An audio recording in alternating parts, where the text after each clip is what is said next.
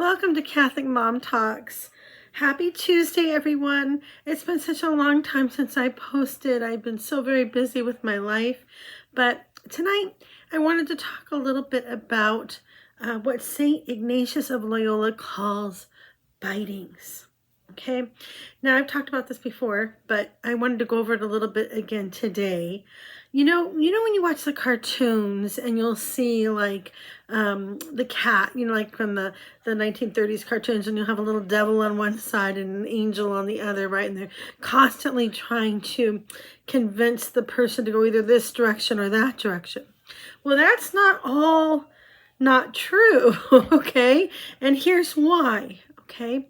St. Ignatius calls these temptations bitings.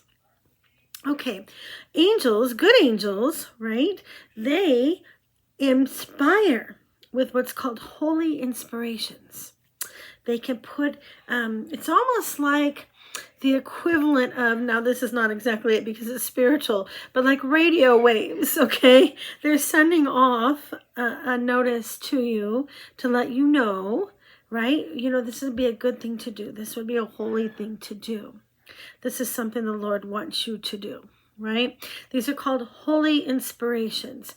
Now the enemy, right, or the devils, you could say, they propose what's called, St. Ignatius called bitings. Okay, now what exactly are bitings? Now, according to the saints' writings, the enemy will watch you. They can't get into your thoughts, okay? They can send messages like the other angels do that propose something evil to you. Suppose something that is not good, not holy, something that's going to pull you away from Jesus or God. Okay, and they're called bitings because they're watching. The enemy is watching. He's analyzing you. The demons are analyzing you, see where your weaknesses are, and then they're proposing something to you. Now, if you think about it, this is kind of terrifying, right? If this is the truth, then we can see this in a lot of what's going on in our culture today. Okay, how many times do we see these gatherings of people, right? And a very good example would be with Charlie Kirk, right? You have two groups of different people trying to have decent conversations with each other, right? And really have open dialogue and respect each other. Maybe have disagreements, right? But they're opening up dialogue, which is communication. However, the environment becomes extremely hostile, right? There's an upheaval. It's not just people being upset, okay? It's not just people getting flustered or want to state their opinion. That's not it. There's something supernatural involved, okay? And you can see this. Yeah, and if you train yourself spiritually to see this, you can recognize it in many places you go. Right? There's an upheaval, there's a discord, there's a hatred, there's a violence, produces all this fruit of the enemy. It's evil fruit. Okay, so how do we deal with that? Excuse me, how do we deal with that? Well, as baptized children of God, we call on God to deliver us from evil.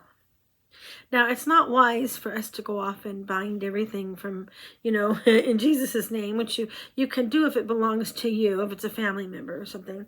But it's wiser to call on the Lord to deliver us, the situation, from evil. So that if there is anything present that is not of God, that is supernatural, that is demonic, that is evil, that is causing this discord or during any type of communication or in public or anywhere you're at, then you're going to see it disappear immediately when you call on Jesus. If you call on Jesus to get rid of the enemy, and all of a sudden there's this still calm. Nobody knows why they were fighting, right? Nobody knows why they're upset. Well, that's because whatever was causing the problem has now left. Okay? Something to think about, okay? This is very important too in your marriages. Okay, in your homes and your family life, right? You might have a situation where your family's been pretty happy all day, right? And then all of a sudden, everybody gets upset and they're angry and they're bickering and fighting, right? Do a silent prayer and ask the Lord to come deliver your family from evil. If it lifts immediately, then you're going to know it's not natural, right? Now, mind you, if people are not baptized, okay, let's say they are in the world, they don't know Jesus yet, they are not baptized, then they still belong to the enemy. And that's actually the teachings of the church. You have the mark of original sin on you from the fall. That's why we need to get baptized, because when we get baptized, we are ransomed back. Jesus takes us back. Okay, the fall is over. I mean, it's over. We are no longer carrying the weight of original sin. We are now having the Lord live in constant union with us and an intimate union relationship with him, right? People in the world that are not baptized do not have that. Okay, so they're still of the earth. Okay, they're still marked by original sin, which means the demon is running them. He's running their existence. This does not mean that God did not will the person to be in existence. It does not mean that he does not love the person. He absolutely loves them 100%. All it means is they're still carrying original sin.